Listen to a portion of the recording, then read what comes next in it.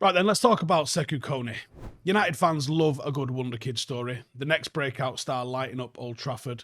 So when we signed a young teenage midfielder called Sekou Kone back in August of last year, there was a lot of excitement in the air. Now he was raw, athletically gifted from Mali, touted as a bit of a midfield prodigy that could probably boss the game from deep. And you fast forward to late 2025 and you might be asking, what happened to him? What happened to Sekou Kone? And I see that comment in videos all the time. What's going on with Sekou Kone? Now, he has not become a sensation just yet. And some people are wondering, well, what's happening with his development? Is he still the future star that we hope for? Has his progress stalled? Well, today I'm going to break down what's going on, the hype, the setbacks, and why the story is far from over. So Kone's signing flew a little bit under the radar, actually, in summer 2024, given some of the bigger transfers that we brought in. But people were buzzing about it. We signed him from Guidars FC, a club in Mali that's known for some pretty good young talent. We paid 1.2 million up front for him. And for context, that fee's pretty modest by United standards. It's a high upside youth investment. But the scouting reports made Kone sound like a real gem. Wasn't the biggest, only 5'10" at the time, but he had a strong build and he was described as a tenacious, all-action defensive midfielder, someone that could have a bit of a box-to-box role, someone that could be a 6 or an 8, a young Kante-style player with an engine, possibly even a little bit more box-to-box or a little bit more drive, or at least that was a dream. United's recruitment team was impressed by the physicality, the ball winning, and the mature passing range that he had for a teenager. Early footage from the academy games shown a player that wasn't afraid to throw himself into challenges, someone that could actually switch it, hit a long pass, launch counter-attacks. So when he finally arrived at United, everybody made it clear this is someone to watch for the future. He joined the under-21s, and again, he impressed. He was raw. But that's what you're going to expect moving from Mali's local league to a Premier League academy. The club knew that he would require a little bit of adaptation and time to adjust. Here we are. It is the end of 2025 coming into view. Time is moving fast, but it's not too late to make this your year. There is still time to make real change for yourself or even for someone that you care about. Maybe there's one habit that you've been meaning to quit, and I think you know the one. That's where Fume can come in. It isn't a vape and it isn't another gimmick. It is a clean, natural tool built to help you take back control. No nicotine, no vapor, no batteries. It's just flavored air that feels good, keeps your hands busy and your focus sharp. And there's loads of flavors. You've got cinnamon hearts, black licorice, spearmint. Fume makes quitting feel rewarding. A small win every single time you reach for it. There's over 700,000 people that have already made the switch and started their journey towards real progress. So if you want to finish 2025 stronger than how you started it, or give someone else the gift of a fresh start, now is your moment. Use the code Stephen Howson, that's STEPHENHOWSON, Stephen Howson at tryfume.com to get a free Fume topper with the journey pack. That's TRYFUM.com, or just scan the QR code that is on the screen. Big thanks again to Fume for sponsoring today's video and supporting real change, one healthy habit at a time. Don't wait for January. End the year on a win with Fume. So why haven't we heard much about him yet? Been here nearly 18 months. Well, in short, his first year in Manchester has been quite the challenge and quite the learning curve.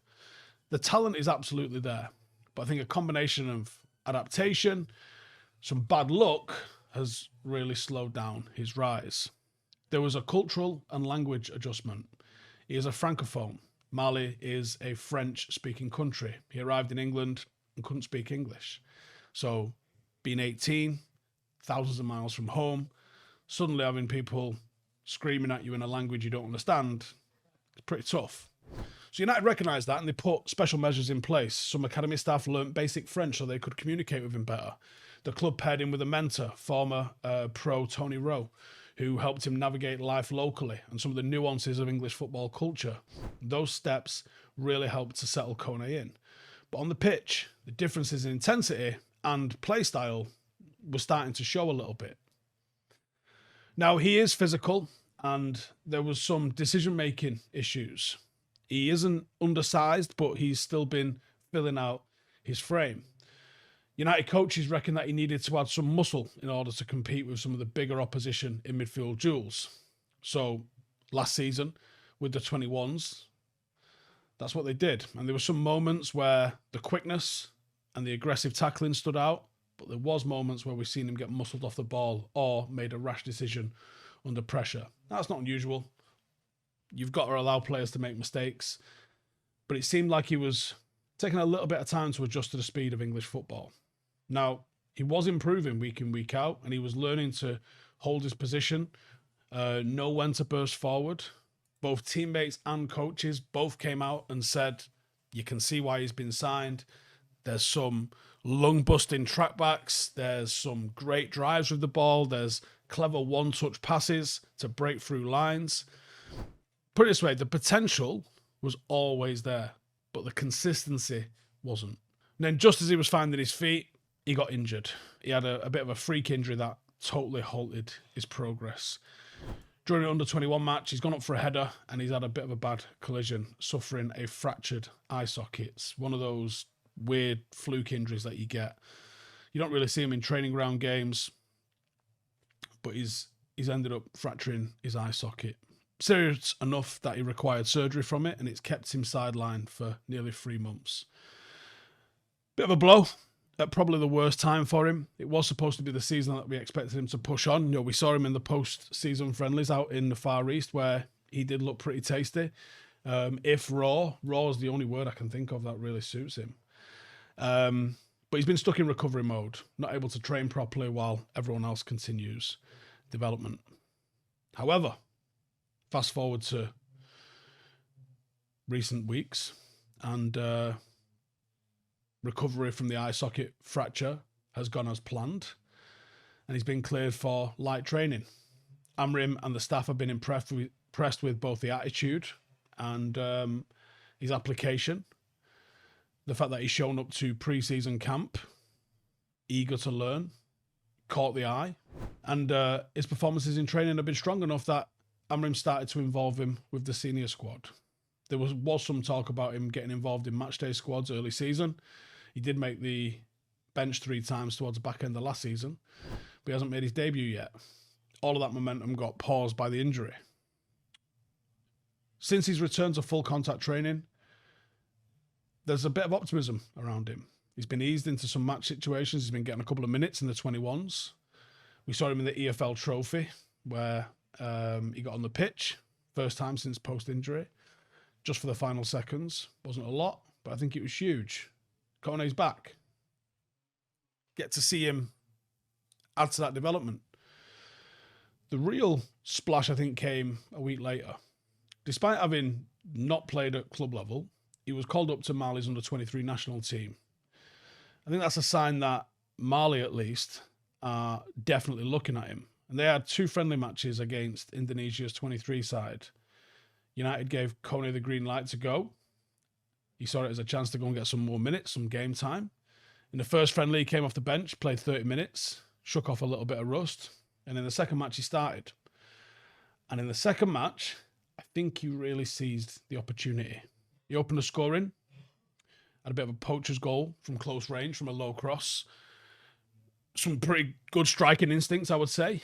Indonesia came back, took a 2-1 lead, and then he struck again in the second half. This time, a perfectly timed run, beats the offside trap, goes 1v1 with the keeper, and finishes.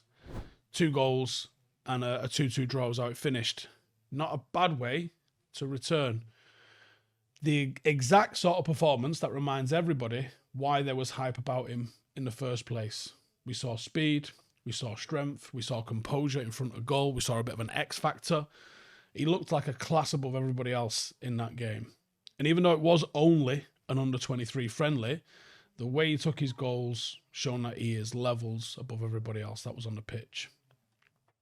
So now he's back in Manchester.